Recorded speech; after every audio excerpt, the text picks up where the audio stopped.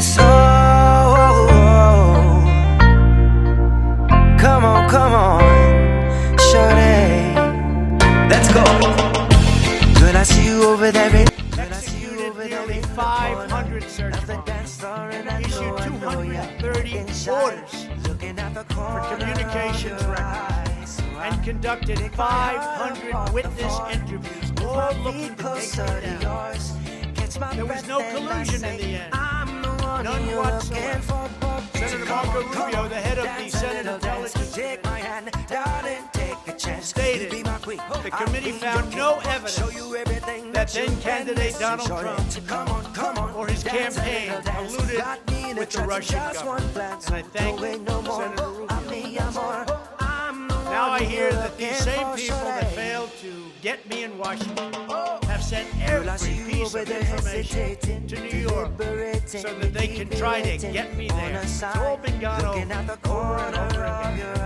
$48 million, you go through tax returns, you go through everything. The New York Attorney General recently ran for office, campaigned without knowing, stating, we will join with law enforcement and other attorneys general across this nation in removing this president from office. It's important that everybody understands, she said, that the days of Donald Trump are coming to an end. And all it's been is a big investigation in Washington, New York, and any place else that can investigate. Because that's what they want to do. They want to take not me, but us down. Everything's been looked at. A friend of mine who's very smart said you've probably seen more than anybody else. You've probably been investigated more than anybody else. And for you to come out with a clean bill of health makes you probably the cleanest person in this country. Some people in this administration, but fortunately not all, have been beaten down and disparaged. They just disappeared. Nobody knows what happened to them. Why aren't they active? Why aren't they involved? There's so much to be involved in. The corruption is so rampant. They just couldn't take it anymore. They were threatened by Democrats with impeachment, and horrible things were said about them, and they're good people. Even recently, the head of the was hounded and harassed, as she reported, like she has never been before. What can I say? We caught Comey cold. We caught McCabe cold. We caught them all. We're still waiting for a report from a man named Durham, who I have never spoken to and I have never met. They can go after me before the election as much as they want, but unfortunately, Mr. Durham didn't want to go after these people or have anything to do with going after them before the election. So who knows if he is ever going to even do a report. But if you look at the lies and the leaks and the illegal acts and behavior done by so many people in their desire to hurt the President of the United States.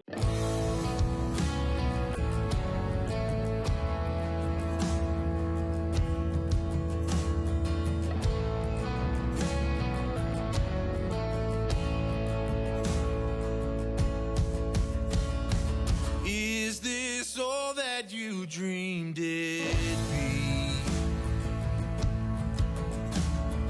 Ending up here, ending up with me. Well, you could have gone anywhere, been anyone. Well, you stole my heart like a thief on the run. You're not much for taking chances, but you've taken a chance on me. And now we're building bridges as far as the eye can see. And I never thought I'd find anything close to all that I knew you would. Opinion that used the word sex or sexual 4 times. And of course, that was not an accident. Balenciaga wanted you to notice. So this seemed like a big story to us, as we told you last night. Here you have a major international retail brand promoting kiddie porn and sex with children, and not promoting it subtly, but right out in the open.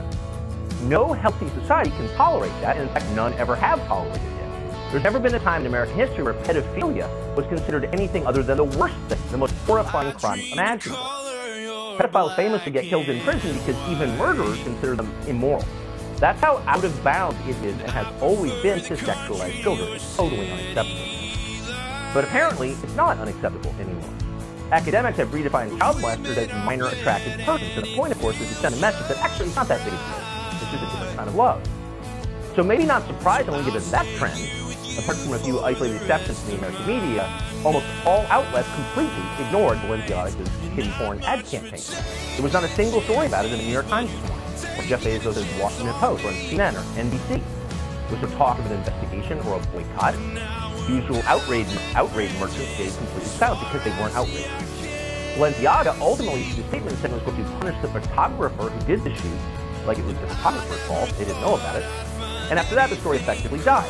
And that means that the CEO of Balenciaga, a man called Cedric Charbet, will not become a social pariah for what his company has done. He will continue, just as Jeffrey Epstein continues, to enjoy his busy social life totally unpenalized with his many fabulous celebrity friends. Here he is, for example, with the mayor of New York City, Eric Adams, who looks very excited to be with him.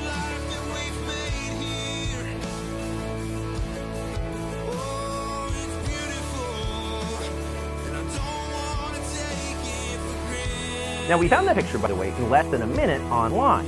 As far as we know, apart from us on this show, no one has asked Eric Adams about it, and it's likely that nobody ever will. And the reason is simple.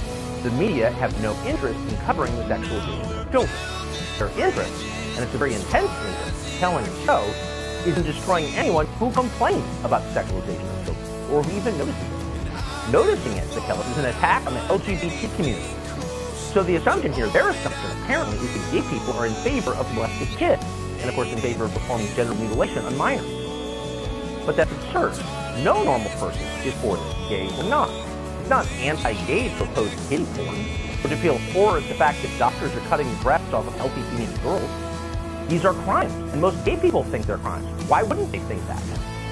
Protecting children from adults who want to sexually exploit them is a basic human instinct. It's a noble instinct. And yet NBC News is doing its best to redefine that instinct as a crime. Yesterday, NBC brought on its law enforcement expert, by the way, a former assistant director of the FBI, to warn viewers that anyone who complains about the sexualization of children will be punished by the legal system, will be sued into bankruptcy and destroyed. Watch this. There was going to be a drag brunch the next day at Club Q. And that's a way to get kids to see, hey, look, it's a person. It doesn't necessarily look like the people you see every day at the store or whatever.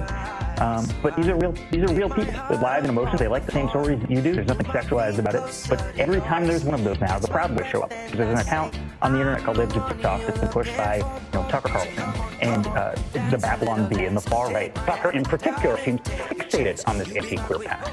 In addition to his diatribe against drag shows, he's platformed anti-trans activists. He's particularly vicious and extreme rhetoric to attack children's hospitals for providing trans youth medical care. If he's a consumer of the people we just rattled off, from Lauren Boebert to Tucker Carlson, let's get it out. Let's get it out at trial. Let's expose it for what it is, name it and shame it. He's a consumer of these people, and those people should face civil consequences from the victims.